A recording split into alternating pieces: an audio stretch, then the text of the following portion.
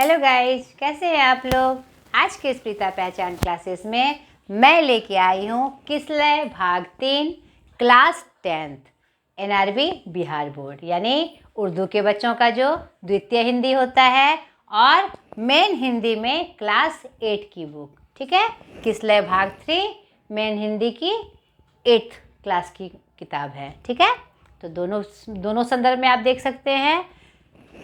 आज मैं लेके आई हूँ पाठ 17 खुशबू रचते हैं हाथ।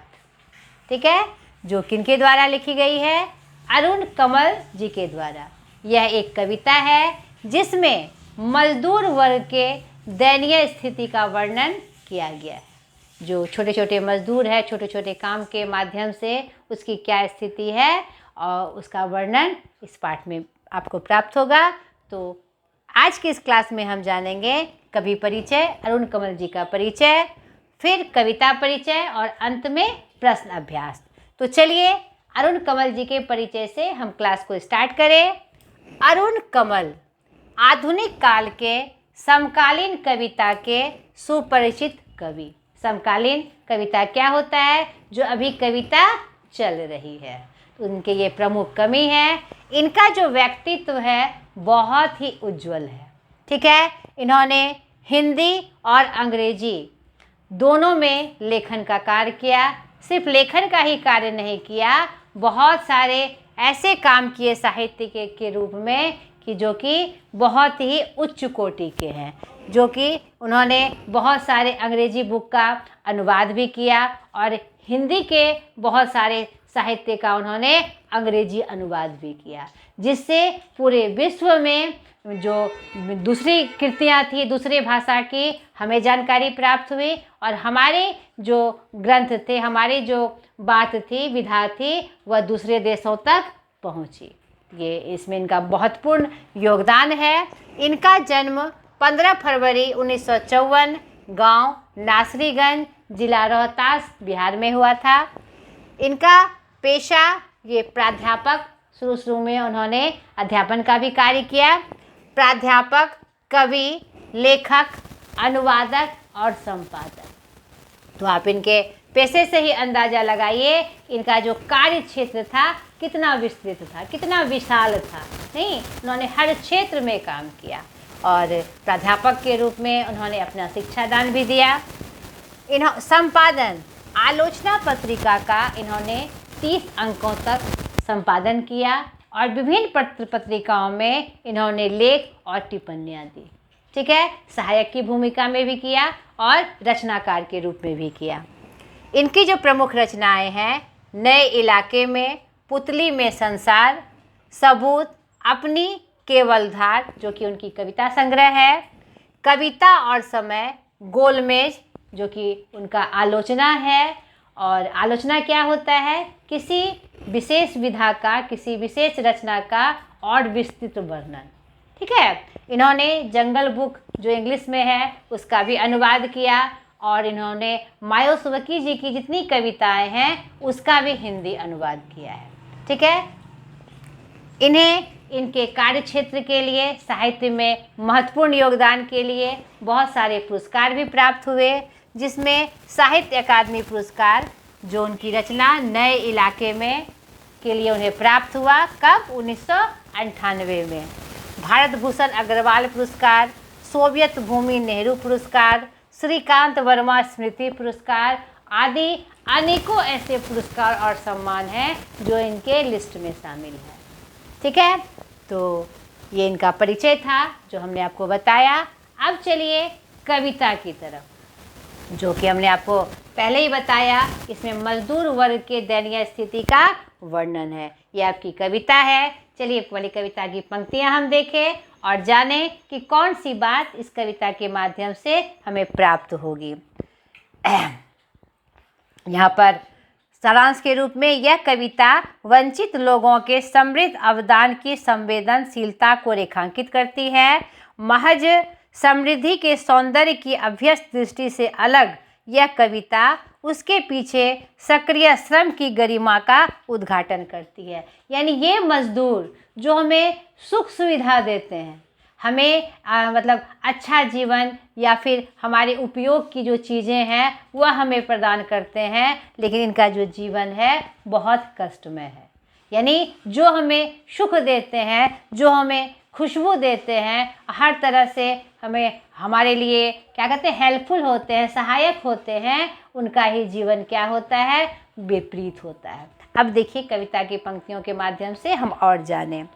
कई गलियों के बीच, कई नालों के पार, कूड़े करकट के ढेरों के बाद, बदबू से फटते जाते हैं इस टोले के अंदर, खुशबू रचते हैं हाथ, खुशबू रचते हैं हाथ। यहाँ पर खुशबू रचते हाथ का दो संदर्भ आया है। यहाँ पर एक जो अगरबत्तियाँ बनाई जाती है, जो ये अगरबत्तियाँ कौन बनाते हैं, छोटे छोटे मजदूर बनाते हैं, और ये जिसका जो काम है मैनुअली होता है, यानी इंसान के माध्यम से होता है, ये मशीनी माध्यम से भी होता है, लेकिन मुख्यतः ये हाथों से ही बनाकर इसको मशीन में पैकिंग की जाती है। तो यहाँ पर उस संदर्भ में भी यह बात आई है। और दूसरा क्या संदर्भ है, हर उस मजदूर वर्ग के बारे में जो अपने हाथों से हमें सुविधाएं देते हैं, नहीं हमारे लिए सहायक होते हैं, उसके संदर्भ में भी यह बात आई है।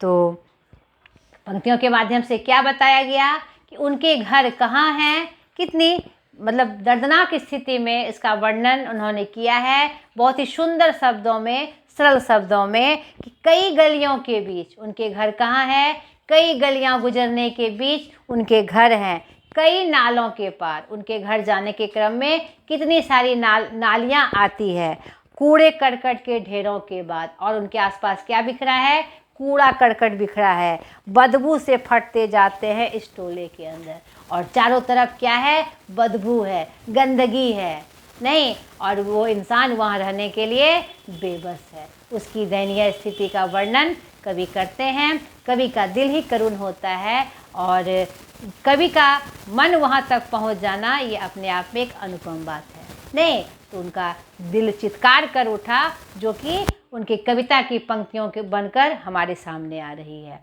तो जो खुशबू रचते हैं हाथ, खुशबू रचते हैं हाथ, यानी उन टोलों में मजदूर वर्ग के लोग रहते हैं जिसकी स्थिति क्या है, दयनीय है, जो हर तरह से हमारे जीवन में खुशबू फैलाते हैं, हमारे लिए सहायक होते हैं। आगे देखिए, उभरी नसों वाले हाथ, घिसे नाखूनों वाले हाथ, पीपल के पत्ते से नए नए हाथ।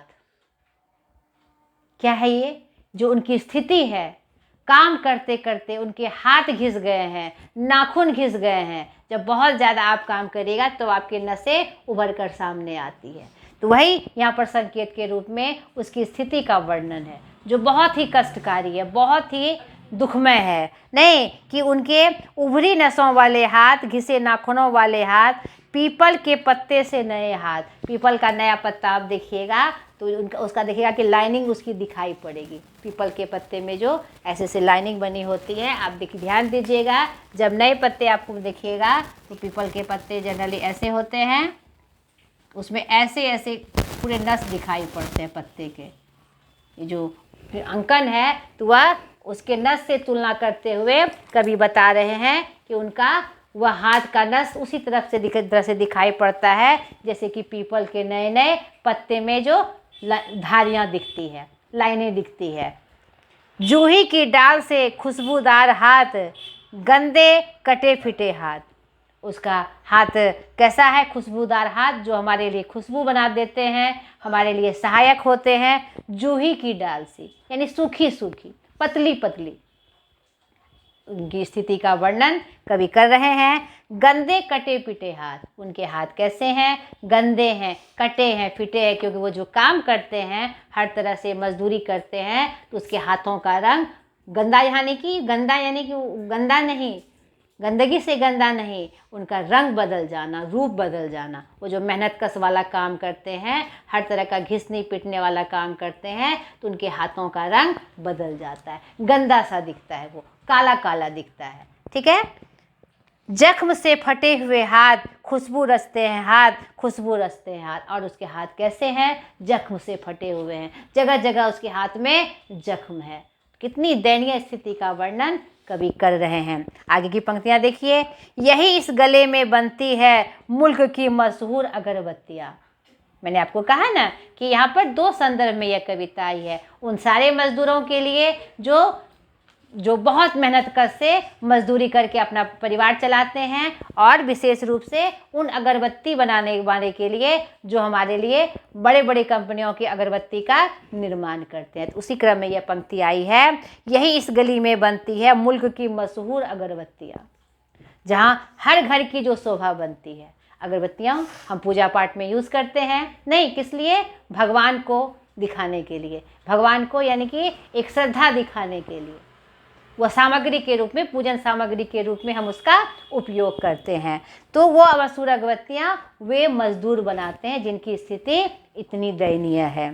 इन्हीं गंदे मोहल्लों के गंदे लोग बनाते हैं केवड़ा, गुलाब, खस और रात रानी अगरबत्तियाँ। वही मनुष्य जो हमारे घरों में खुशबू फैलाते हैं, किसके, केवड़ा के, गुलाब के, खस के और रात रानी के अगरबत्तियों के माध्यम से, जिनका अपना जो जीवन है वह क्या है, बहुत ही कष्ट में है। कोई खुशबू नहीं है उनके जीवन में, कोई राग नहीं है, कोई उल्लास या खुशी नहीं है। आगे देखिए, दुनिया की सारी गंदगी के बीच दुनिया की सारी खुशबू, यानी उनकी स्थिति क्या है, वह विवश हैं ऐसे जगहों में रहने के लिए, ऐसे टोले में रहने के लिए, गंदगियों में रहने के लिए। यहाँ पर डायरेक्ट संकेत करते हुए उसकी स्थिति का वर्णन कर रहे हैं। एक समाज का वह वैसा वर्ग जो हमारे लिए सहायक है, उसकी ऐसी स्थिति क्यों।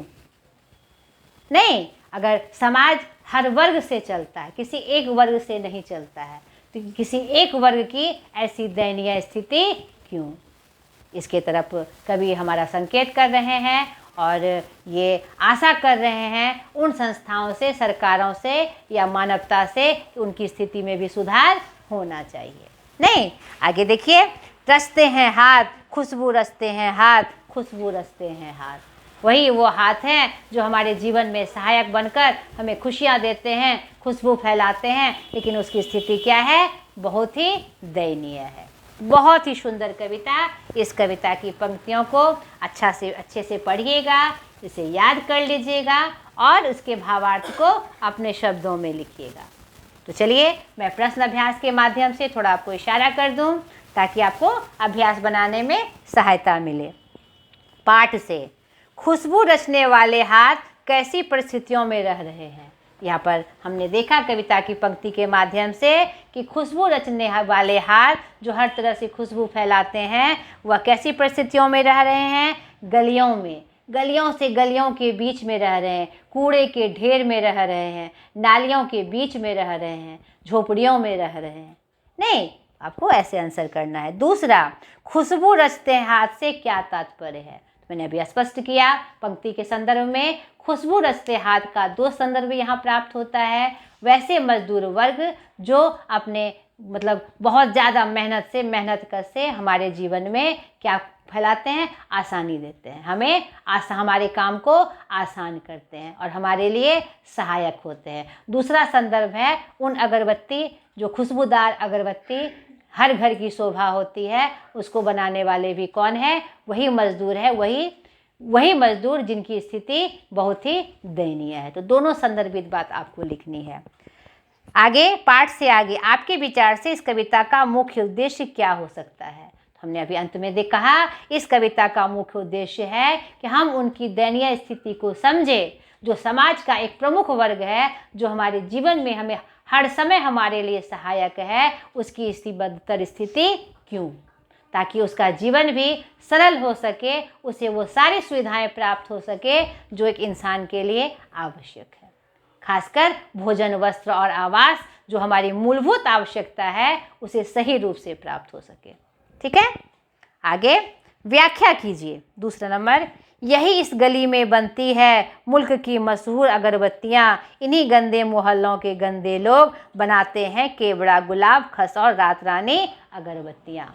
इस तरह का जब प्रश्न आए तो पहले हम क्या करते हैं, पाठ का परिचय देते हैं, फिर कवि कवित्री का परिचय देते हैं, उसके बाद कविता का मुख्य भाव बताते हुए पंक्ति का अर्थ बताते हैं। तो प्रस्तुत पंक्ति हमारे किसलय भाग 3 पाठ खुशबू रचते हैं हाथ से ली गई है, जिसके कवि अरुण कमल जी हैं। नहीं, और इस कविता के माध्यम से हमारे जो छोटे छोटे मजदूर हैं उसकी जो दयनीय स्थिति है उसका वर्णन कवि कर रहे हैं। और इसी संदर्भ में यह पंक्ति आई है, और यहाँ 2 संदर्भ में ये पंक्ति आई है, एक अगरबत्ती बनाने वाले मजदूर विशेष रूप से, और बाकी वो सभी मजदूर जो हमारे काम में सहायक होते हैं।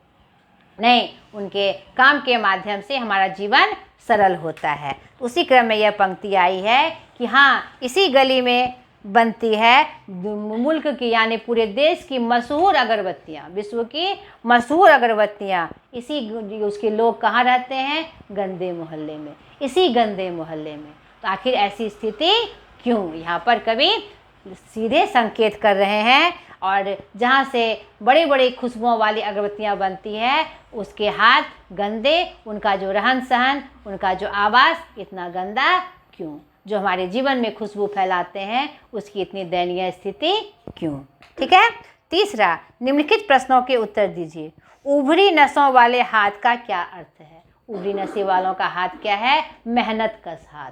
जब हम बहुत ज़्यादा परिश्रम करते हैं हमारी जो नस की रेखाएं हैं वो उभर जाती है। ठीक है, उसी संदर्भ में यह बात आई है। ख, पीपल के पत्ते से नए नए हाथ। पीपल के पत्ते से नए नए हाथ का तात्पर्य भी हमारा नस वाला हाथ है, क्योंकि जिस प्रकार जब बहुत मेहनत करते हैं तो हमारे नस की धारियाँ उभर जाती है, उसी प्रकार जैसे पीपल के नए पत्ते में आड़ी तिरछी धारियाँ दिखती है। उसी संदर्भ में यह पंक्ति आई हुई है। ठीक है। चौथा, अमीरी एवं गरीबी के खाई को कैसे पाटा जा सकता है? अपना सुझाव दीजिए। तो ये अपने सुझाव आप दीजिए, मैं थोड़ा संकेत कर दूँ। अमीरी और गरीबी की खाई को कैसे पाटा जा सकता है? जब अमीर लोग गरीबों की जो स्थिति है, जो कष्टमय स्थिति है, उसमें सहयोग दे, और सरकार को भी इसके तरफ ध्यान आकर्षित करके उसकी जो स्थिति है उसमें सुधार लाने की कोशिश की जाए, तभी यह अमीरी गरीबी की जो खाई है उसको भरा जा सकता है, पाटा जा सकता है। ठीक है। कुछ गतिविधियां हैं जो आपको करनी है। पता कीजिए कि जहां अगरबत्तियां बनती है वहां का माहौल कैसा होता है। अगरबत्ती बनाना, माचिस बनाना, मोमबत्ती बनाना, पापड़ बनाना, मसाले का निर्माण करना, जिसे लघु उद्योगों में से किसी एक के बारे में जानकारी एकत्र कीजिए। ये आपको आसानी से प्राप्त हो जाएगा। गूगल का ज़माना है, ऐसे भी आप अपने बड़े बुजुर्गों से भी इस संदर्भ में बात कर सकते हैं, आपने देखा भी होगा। नहीं तो अपना सुझाव या अपना वर्णन लेख के माध्यम से करिए। नवगीत के बारे में अपने शिक्षक से जानिए। नवगीत क्या है? नई कविता आंदोलन का गीत है, नई कविताएं हैं। ठीक है। मजदूरों द्वारा किए जाने वाले कार्यों की सूची बनाइए। मजदूर कौन कौन सा कार्य करते हैं उसकी सूची बनानी है आपको। इस कविता से मिलती जुलती कुछ रचनाएं संकलित कीजिए और कक्षा में सुनाइए। जो समाज में जो कष्ट में लोग हैं उसके संदर्भ में बहुत सारी ऐसी कविताएं हैं जो बहुत सारे रचनाओं में उपलब्ध है। आप उसका संकलन करके अपनी कक्षा में सुनाइए। तो ये आपका जो पाठ था वो मैंने स्पष्ट किया, और प्रश्न अभ्यास भी हमने खत्म किया। अगले वीडियो में फिर एक नए पाठ के साथ मैं हाजिर हो जाऊंगी, और पुनः मैं आपसे वही बात कह रही हूँ, अगर आपको मेरा वीडियो अच्छा लगता हो तो मुझे सपोर्ट करिए, और सब्सक्राइब तो आपने किया ही होगा, और विभिन्न अपने रिश्तेदारों में और भी बच्चों में इसे शेयर करिए, ताकि मेरी बातें और जो मेरा वीडियो दूर दूर तक पहुँचे। और मेरा जो लक्ष्य है कि सारे बच्चों तक एक सही तरीके से उसका पाठ पहुँचे, उसमें मैं सफल होंगी, और मेरा यही सपना भी है। तो चलिए, आप ज़रूर सपोर्ट करेंगे। आज तक के लिए इतना ही। बाय।